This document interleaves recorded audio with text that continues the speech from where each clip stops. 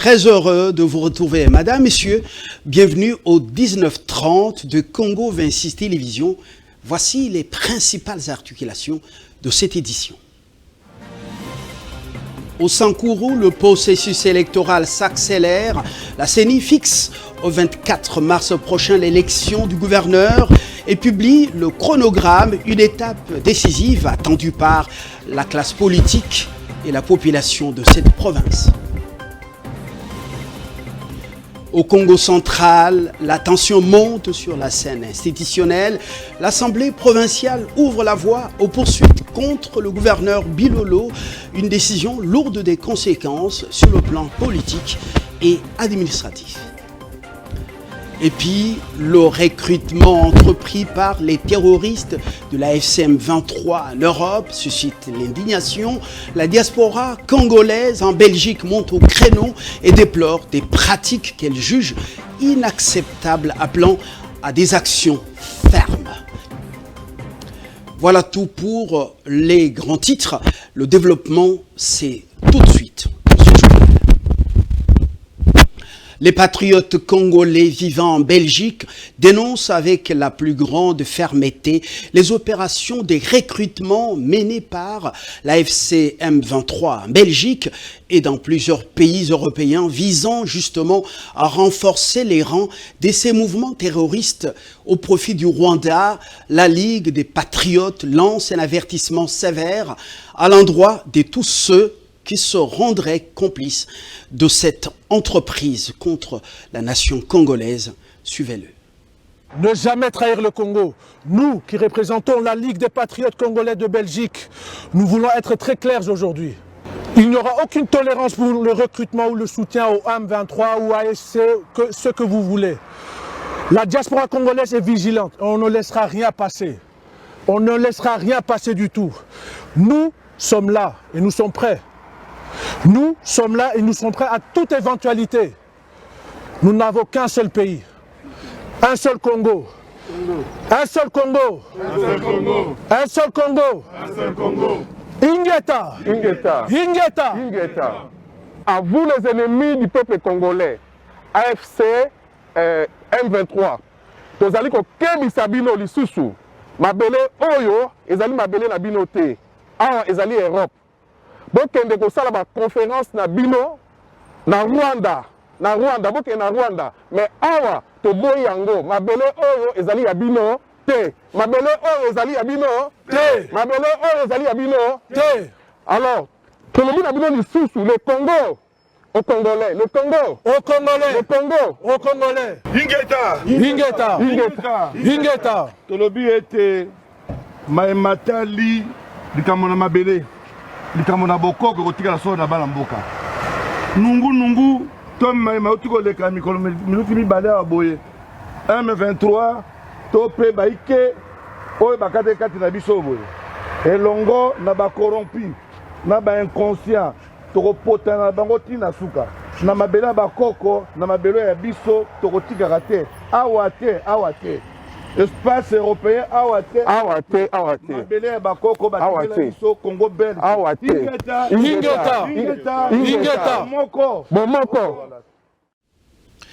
Je l'ai annoncé au sommaire, l'Assemblée provinciale du Congo central a autorisé mercredi 28 janvier des poursuites judiciaires contre le gouverneur Grace Bilolo, soupçonné des détournements des deniers publics. Cette décision a été prise à l'unanimité par le bureau de l'organe délibérant suite au réquisitoire du procureur général près la Cour de cassation dans le cadre d'une mission de contrôle menée par l'inspection générale des finances en octobre 2025. L'autorisation accordée ouvre justement la voie à l'instruction du dossier par la justice. Le gouverneur reste toutefois présumé innocent à ce stade de la procédure. Sous un autre chapitre, la Commission électorale nationale indépendante a fixé l'opinion, donc le 24 mars 2026, ça sera l'élection du gouverneur et du vice-gouverneur de cette province du Sankourou après le constat de la vacance à la tête de l'exécutif provincial. Dans un communiqué rendu public, la CENI a également publié le chronogramme détaillant le déroulement du processus électoral, comprenant notamment la réception et le traitement de candidatures, la publication des listes des candidats, la période des contentieux, la campagne électorale elle-même prévue du 20 au 22 mars, ainsi que la proclamation des résultats définitifs prévus pour le 10 avril 2026. Comme annoncé à Kinshasa, la décision du gouverneur de la ville est dans son exécution sur les artères de la capitale congolaise, mais certains conducteurs et contrôleurs offrent un spectacle indigne dans leur approche. À l'exemple de cette scène que vous allez découvrir dans ce récit de Rebecca Kalonda, ça se passe dans le district de Tchangou, vers l'est de la ville. La décision de l'autorité de la ville de Kinshasa semble être bien accueillie par certains et mise en ride épreuve par d'autres. C'est dans cette pique que certains conducteurs ont ouvert un champ de guerre contre des agents de l'ordre dans des artères où ces derniers remplissent leur obligation de contrôle des documents. Ici, au quartier Pascal, sur le boulevard Lumumba, le spectacle est tout simplement indigne. L'opération s'est transformée en un moment de désordre, source d'inquiétude pour la population de Massy.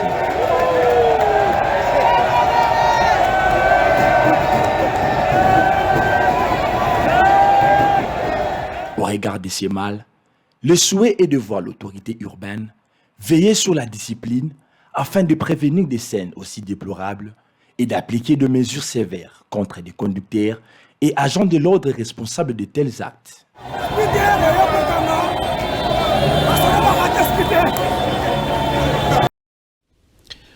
Nous restons dans ce chapitre depuis lundi. Les conducteurs congolais font face à un contrôle rigoureux des documents, des circulations. Une opération initiée par le gouverneur de la ville, Daniel Bumba. Cette mesure suscite des réactions mitigées si certains chauffeurs dénoncent un manque de délai pour se mettre en règle. D'autres, par contre, estiment que le respect de la loi ne devrait souffrir d'aucune complaisance. Dans un témoignage recueilli par Patrick Loconi, notre confrère, un conducteur de moto appelle ses collègues à faire preuve de responsabilité et à s'acquitter justement de leurs devoirs citoyens envers la patrie. Suivez. Par rapport à des documents au gouverneur, soit le gouvernement provincial à Sengi, soit à Zosenga, Toboïté. Tant que vous avez na balabala à l'État, il fallait vous avoir un document. Document est bien, pour tous les gens qui sont en zélé, ils salama. Mais le problème est que nos frères, soit nos citoyens quinois, n'ont pas ce civisme là d'acheter les documents. Documents est bête. Il fallait tout sombango. Il fallait tout sombango. Et puis, d'ailleurs, tu mets ça déjà. Pour la plaque, tu as autorisation, la numérotation, tu as mais si les sili, le col a balancé, pour tout somba. Tout somba, ba permis, à peu près $48 na makamusus, ba formalité, ça c'est $50. Tout somba, pour bon, de façon que batonga ba balabala basala ba makambo ebele wezo concerné ville de Kinshasa, assainissement, salubrité, makambo ebele na Kinshasa. Mais ça ba document wana soit bon wana c'est ko quotité na trésor public, mais bisala ngo tozolela e ko sala mandeni. À Kinshasa, nourrir sa famille est un véritable défi pour les gagne-petits. Les prix de biens, de consommation et services ne riment pas avec le salaire de plusieurs dans cette capitale congolaise où de nombreux ménages sont dans une débrouille permanente.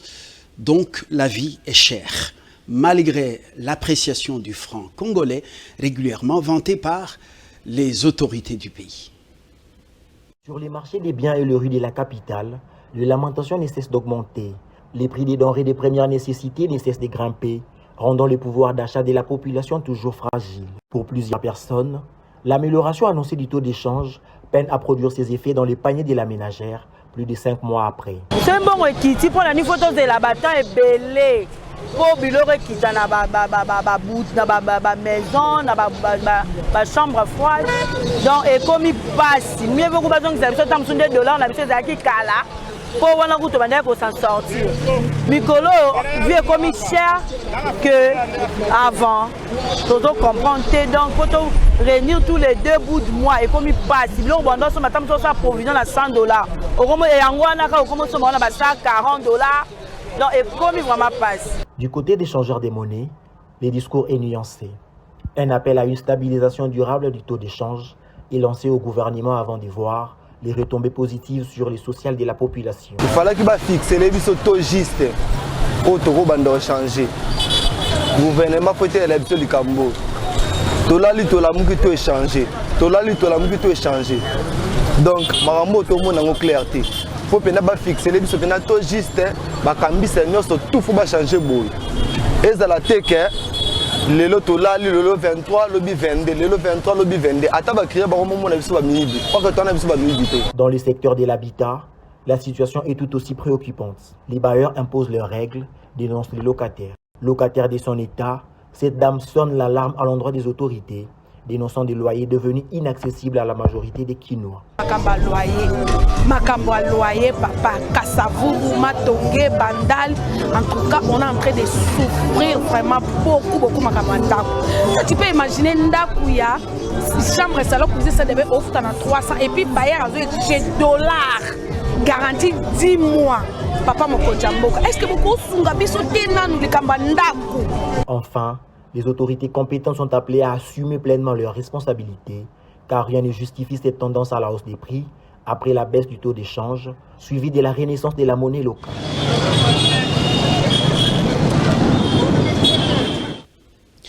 La situation sécuritaire dans une partie du Sud Kivu est très encourageante. Selon un des responsables de Wazalendo, des Patriotes, des avancées notables sont enregistrées dans le processus de retour à la paix dans cette province. Des mécanismes internes de discipline auraient été instaurés afin de protéger les populations civiles et renforcer la cohabitation avec les communautés locales. À Uvira, par exemple, le climat est relativement calme, résultat d'une collaboration entre les autorités locales et les leaders communautaires. Je vous propose de suivre dans cet extrait du magazine Les 120, choisi par Carlos Lofaga. Il ne s'est pas retiré. L'ennemi a été frappé. Ça, il faut le dire. L'AFC M23 avait amusé la galerie et dire qu'ils se sont retirés d'Uvira alors que c'était faux.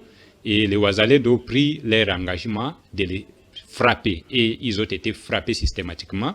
Et comme ils mentaient déjà l'opinion nationale et internationale qui n'y était pas, et ils avaient difficile à pleurnicher.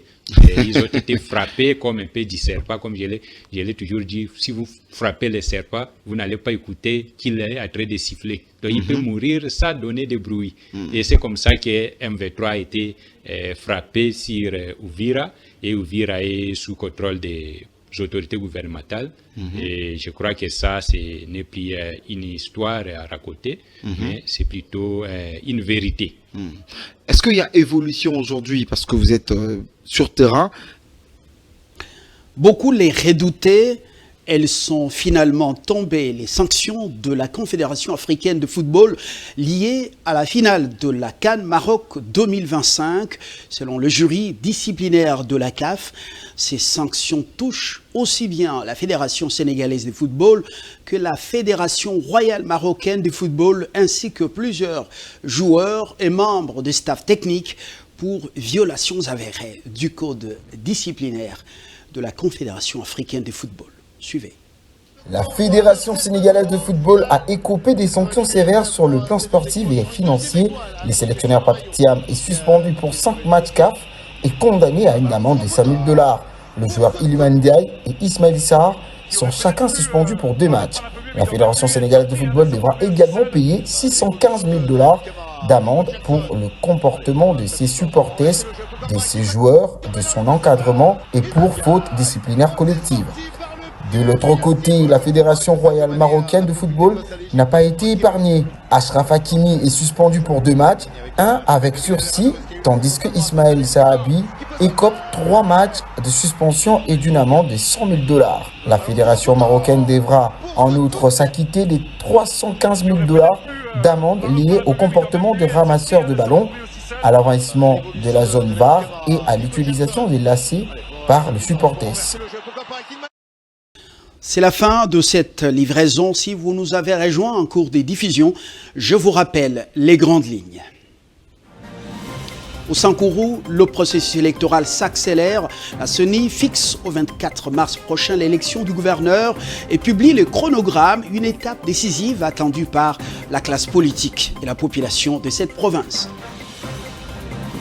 Au Congo central, la tension monte sur la scène institutionnelle. L'Assemblée provinciale ouvre la voie aux poursuites contre le gouverneur Grace Bilolo, une décision lourde des conséquences sur le plan politique et administratif.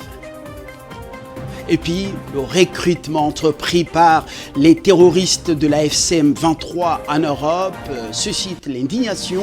La diaspora congolaise en Belgique monte au créneau et dénonce des pratiques qu'elle juge inacceptables, appelant à des actions fermes.